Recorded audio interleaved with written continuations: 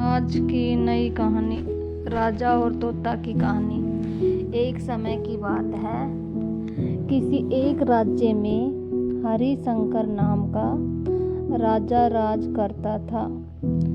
उस राजा के 3 बेटे थे।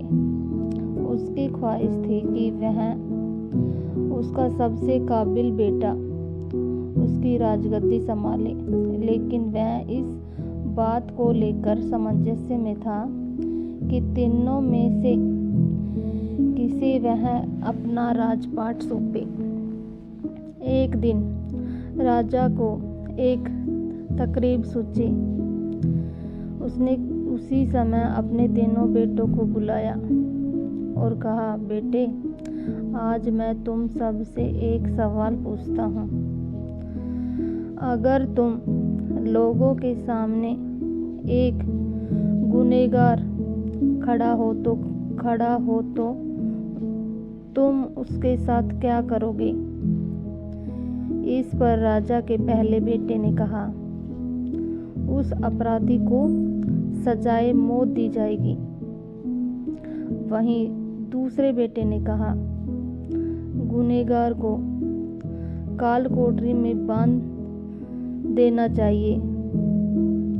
लेकिन जबकि तीसरे बेटे ने कहा, पिताजी, हमें उसे सजा देने से पहले इस बात की जांच करनी चाहिए कि उसने सही में अपराध किया है या नहीं। इस पर राजा के तीसरे बेटे ने सभी को एक कहानी सुनाई। एक राजा था, उसके पास एक बुद्धिमान तोता था। एक बार उस तोते ने महाराज से कहा, मुझे अपने माता और पिता के पास जाना है। राजा ने उसकी बात नहीं मानी, लेकिन तोता ने हार नहीं मानी। वह लगातार महाराज से जिद करने लगा कि मुझे माता पिता के पास जाने दे। अंत में राजा ने तोता की बात मान ली और कहा, ठीक है, तुम अपने माता पिता से मिलकर आओ, लेकिन वहाँ ज़्यादा दिन नहीं रुकोगे। राजा ने तोता को केवल 5 दिन की अनुमति दी और कहा, तुम 5 दिन में अपने परिवार वालों से मिलकर लौट आना। उसके बाद तोता 5 दिन के लिए अपने माता पिता के पास चला गया। छठे दिन जब वह राजा के पास लौट रहा था तो उसने सोचा कि क्यों न वह महाराज के लिए कुछ उपहार ले लिया जाए। फिर वह पर्वत की ओर निकल पड़ा। दरअसल वह महाराज के लिए अमृत फल लेना चाहता था। वहां पहुंचते पहुंचते रात हो गई।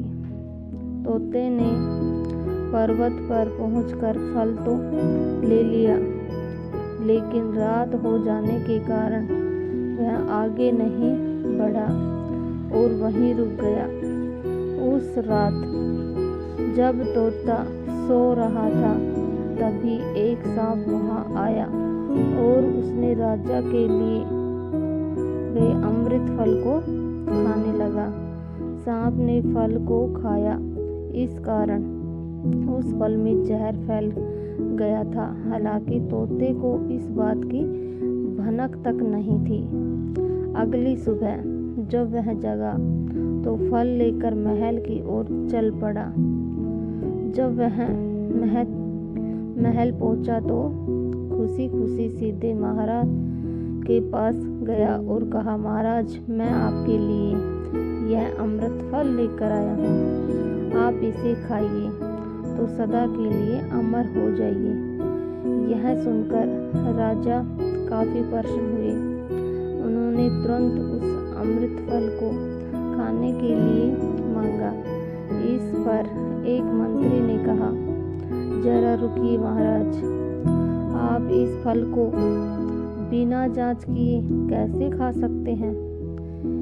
एक बार यह देख लीजिए कि तोता द्वारा लाया गया यह अमृत फल सही है या नहीं। राजा उस मंत्री की बात से सहमत हुआ और कहा कि तुरंत इस फल को एक कुत्ते को खिलाया जाए। राजा का आदेश पाकर सैनिक ने फल का एक टुकड़ा कुत्ते को खिलाया। फल खाते ही कुत्ते की मौत हो गई। यह देख राजा गुस्से से आग बबूला हो गया। उसने क्रोध में आकर तलवार से तोते के सिर को काट दिया, साथ ही फल को फेंकवा दिया। कुछ साल बाद ठीक उसी स्थान पर एक पौधा निकल आया। यह देख राजा को लगा कि यह उसी जहरीले फल का पौधा है। उसने सभी को आदेश दिया कि उस पेड़ का फल कोई नहीं खाएगा।